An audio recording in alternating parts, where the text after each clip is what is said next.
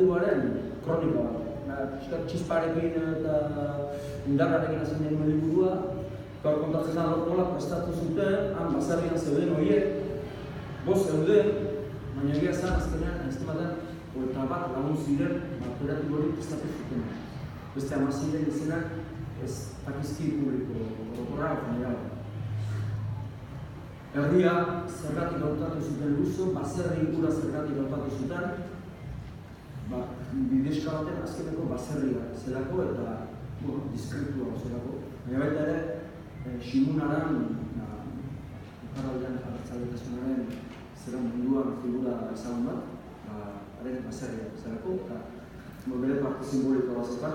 Armategian nola eraman zuten baserrira, furgoneta bat alokatu zuten, nola iritsi ziren, ezordutan iritsi ziren, hori oso importantea da, bakoitzan horrekin iritsi zen. Polizia Luiso Zibilera noiz jaso zuten deia, beraz alako ordutatik ja bazeruten polizia zibilera, baina ez iritsi zirenean baserrira.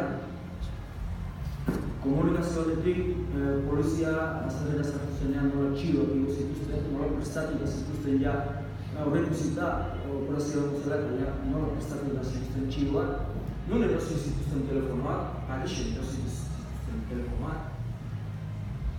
Eta ez da batera. Ez eta metroan geratu eta estanko batean, telefonoak. Mila bete dinago. Zartu metroan, urrungo betokiak, beste telefonoak. Guztia oso planifikatu zuten.